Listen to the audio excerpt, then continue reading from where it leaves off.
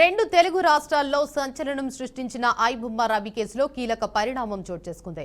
Piracy కేసులో Telangana CID entry ఇచ్చింది. ఇక ఈ మేరకు ఇవాళ కేసుకు సంబంధించి పూర్తి వివరాలను సైబర్ క్రైమ్ పోలీసులు ఎన్ఫోర్స్మెంట్ డైరెక్టరేట్ అధికారుల నుంచి సేకరించింది. అయితే నిందితుడు రవిని నవంబర్ 6న ఫ్రాన్స్ నుంచి హైదరాబాద్ కు రాగా కూకట్పల్లిలోని రెయిన్బో విస్టా అపార్ట్మెంట్లో సైబర్ పోలీసులు అరెస్ట్ చేశారు. అనంతరం కోర్టు నిందితుడు రవికి 5 రోజుల పోలీసు కస్టడీ మంజూరు చేసింది.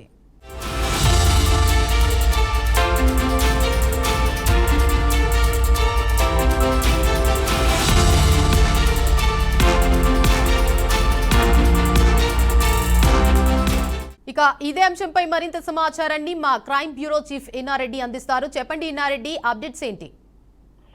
దేవిక, మనం చూడొచ్చు ఈ రోజు 3వ రోజు విచారణ జరుగుతా ఉంది. పోలీస్ కస్టడీలో ఐబొమ్మ రవి సార్ దగ్గర నుంచి చాలా కీలకమైన అంశాలు రాబట్టుతున్న నేపథ్యంలో మరొక సంచలనమైన నిర్ణయం తీసుకుంది. ఈ విషయంలో ఇప్పటికే ఎన్ఫోర్స్మెంట్ డైరెక్టరేట్ మనీ లాండరింగ్ జరిగిందన్న సమాచారం మేరకు, అంటే ఈ డిజిటల్ వాలెట్ నుంచి తన బ్యాంక్ అకౌంట్ లోకి మనీ ట్రాన్స్ఫర్ చేసుకున్న నేపథ్యంలో ఈడీ కూడా విచారణ చేస్తున్న నేపథ్యంలో మరొక కొత్త పరిణామం చెప్పుకోవచ్చు. తెలంగాణ సంబంధించి సిఐడి కూడా ఎంటర్ అయిపోయి పూర్తి వివరాలు సేకరించే పనిలో పడింది. దీంట్లో సంబంధించి గేమింగ్, బెట్టింగ్ సైట్ల ప్రమోట్ చేసే రవి అని చెప్పిన దాని మీద దీంట్లో ఏ గేమింగ్ యాప్లు దీంట్లో ఇంక్లూడ్ అయి ఉన్నాయి, తర్వాత బెట్టింగ్ యాప్లు ఏ ఉన్నాయి, తర్వాత ఎంత మేరకు డబ్బులు ఈయన అకౌంట్ లో వచ్చింది, ఇదంతా కూడా క్రిప్టో కరెన్సీ ద్వారా ఈ గేమింగ్ తర్వాత బెట్టింగ్ యాప్ల సంబంధించిన నిర్వాహకులు రవికి పంపించడం చూస్తా ఉంది.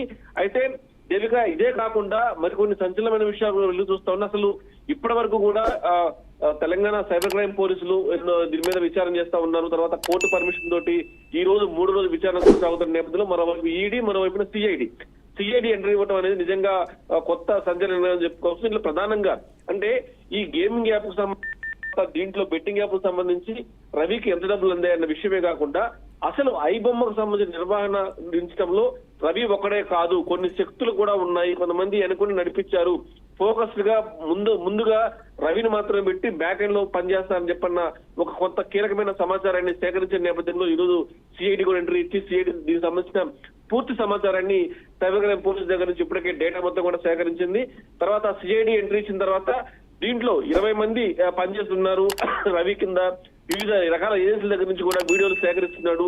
ఆ ఏజెన్సీలు ఎవరు, వాళ్ళకి ఎంత డబ్బులు ఇచ్చారు, వాళ్ళు ఎక్కడెక్కడ ఉంటారు, తర్వాత దీంట్లో మనీ ట్రాన్స్ఫర్ అనేది ఎలా జరిగిందన్న విషయం మీద కాకుండా వెనకొని నడిపించిన కొంతమంది వ్యక్తులు, అంటే ఆ శక్తులు ఎవరన్న దాని మీద కూడా పూర్తి స్థాయిలో విచారణ కొనసాగితే చాలా కీలకమైన అంశాలు కూడా బిగ్ బ్రేకింగ్ బయటకు వచ్చే అవకాశం ఉందని చెప్పి మనకు సమాచారం అంతా ఉంది. దీనికి సంబంధించిన ఇన్వెస్టిగేషన్ అధికారులతో మాట్లాడినప్పుడు చాలా కీలకమైన అంశాలు వెలుగు చూస్తా ఉన్నాయి రోజు రోజుకి.